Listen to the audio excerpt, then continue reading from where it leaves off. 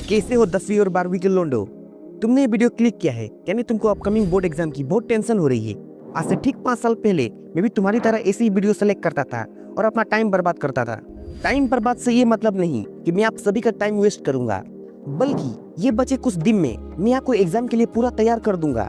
मैं आपको personal experience से आप सभी को कुछ ऐसे टिप्स दूंगा जो मैं अपने टाइम पे यूज करता था। अगर आप सभी ने मेरे बताए टिप्स को फॉलो कर दिया तो कसम इस दुनिया की आपको पास होने से कोई नहीं रोक सकता।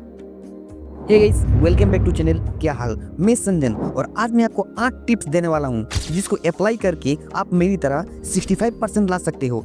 मैं इस स्ट्रेटेजीज को बहुत दिन से संभाल कर रखा हूं और किसी को शेयर नहीं किया। इसको सुनने वाले आप लोग हो गए गाइस।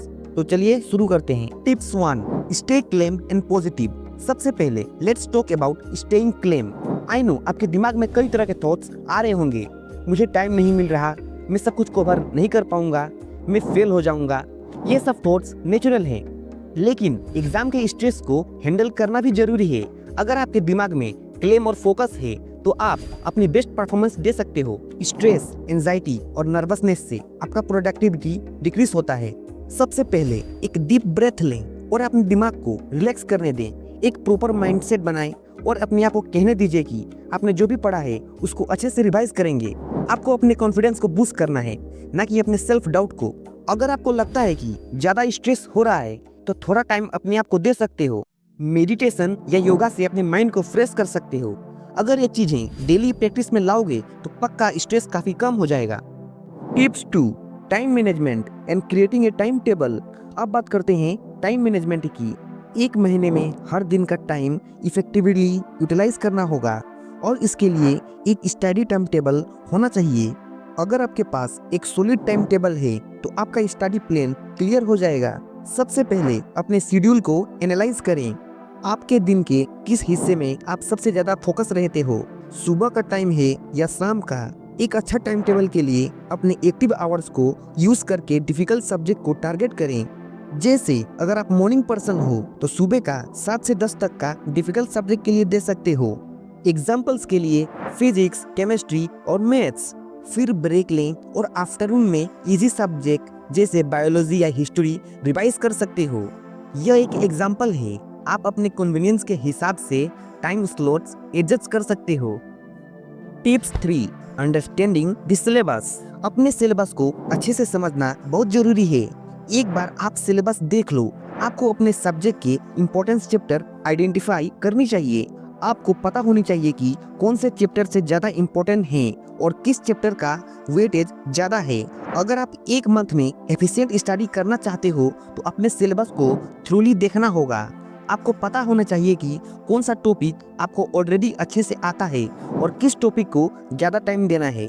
फॉर एग्जाम्पल, अगर आप इंग्लिश का एग्जाम दे रहे हो तो आपको ग्रामर में ज्यादा टाइम देना चाहिए क्योंकि उन टॉपिक से ज्यादा मार्क्स आता है। हर सब्जेक्ट को थोड़ा एनालाइज करके आप अपनी स्टडी स्ट्रेटेजी को क्रिएट कर सकते हो। Tips 4, focus on important and high weightage topics. चलिए अब बात करते हैं उन टॉपिक्स पर फोकस करने की जो एग्जाम में ज्यादा वेटेज रखते हैं। अगर आपको लगता है कि पूरा सिलेबस कवर करना मुश्किल है तो सबसे पहले उन टॉपिक्स को प्रायोरिटी दो जो प्रीवियस ईयर में ज्यादा आए हैं। जैसे अगर आप मैथ्स का एग्जाम दे रहे हो तो आपको एल्जेब्रा, ज्योमेट्री एंड कैलकुलस पे ज्यादा फोकस करनी चाहिए। केमिस्ट्री में ऑर्गेनिक केमिस्ट्री और फिजिकल केमिस्ट्री को ज्यादा टाइम देना चाहिए क्योंकि इन टॉपिक्स का वेटेज ज्यादा होता है। Tips 5, previous year question paper and mock test. Next tip है प्रीवियस ईयर की क्वेश्चन पेपर और मॉक टेस्ट की प्रैक्टिस। यह एक बहुत इंपॉर्टेंट टूल है एग्जाम प्रिपरेशन के लिए। आपको ये देखना होगा कि प्रीवियस ईयर में किस टाइप की क्वेश्चन आया था, किस पैटर्न में आया था और कौन सा टॉपिक ज्यादा इम्पोर्टेंट था। जब आप प्रीवियस ईयर पेपर सॉल्व करते हो तो आप एग्जाम के पैटर्न को समझ पाते हो। इससे आपको टाइम मैनेजमेंट सीखने का भी मौका मिलता है। आप अपनी आंसर राइटिंग स्किल इंप्रूव कर सकते हो और अपनी स्पीड बढ़ा सकते हो। आप अपने लिए मॉक टेस्ट भी ऑर्गेनाइज करा सकते हो। हर सब्जेक्ट के लिए मॉक टेस्ट बना सकते हो जिसमें आप टाइम लिमिट सेट करके सॉल्व करें। Tip 6, effective revision technique.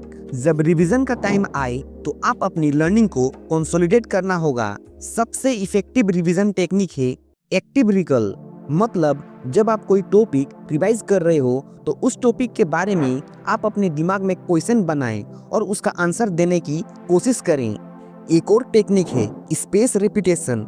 ये टेक्निक आपको अपनी वीक एरियाज को रिविजिट करने में मदद करेगी। आपको अपने नोट्स, फ्लैश कार्ड्स और समरीज बनानी चाहिए जिससे आप जल्दी रिवीजन कर सकें। Tip 7, healthy lifestyle and mental wellbeing. अपनी हेल्थ का ध्यान रखना बहुत जरूरी है। अगर आप फिजिकली फिट नहीं रहेंगे तो आप मेंटली भी फोकस नहीं रह सकते। हेल्थ डाइट, प्रॉपर स्लीप और एक्सरसाइज को अपना रूटीन का पार्ट बनाएं। हाइड्रेशन भी जरूरी है। आप अपने बॉडी को हाइड्रेट रखना होगा क्योंकि पानी पीने से आपकी कंसंट्रेशन लेवल इंक्रीज होता है। Tips 8, last minute tips and strategies. Last week आते ही आप अपने रिवीजन पे फोकस करो। नए टॉपिक्स को पढ़ने का टाइम नहीं है, बस आपने जो भी पढ़ा है उसको रिवीजन करो। अगर कोई कॉन्सेप्ट क्लियर नहीं है तो एक लास्ट मिनट अटेम्प्ट जरूर करें, बट रिमेंबर, डोंट स्ट्रेस। दोस्तों, आपने बहुत मेहनत की है और अब आपका टाइम आ गया है अपनी मेहनत को टेस्ट करने का। आपको अपने पर विश्वास रखना होगा और अपने गोल्स को अचीव करना होगा। बिलीव इन योर प्रिपरेशन और अपनी बेस्ट परफॉर्मेंस दीजिए। मैं आपको बहुत अच्छी विशेष देता हूँ। आप सबको रिजल्ट बेस्ट मिले। अगर वीडियो आपको हेल्पफुल लगा तो वीडियो को लाइक, शेयर एंड सब्सक्राइब जरूर करें। अगर आपके मन में कोई क्वेश्चन है तो आप कमेंट में जरूर करें। मैं उसका जल्द से जल्द रिप्लाई करने का कोशिश करूँगा। Thanks for watching.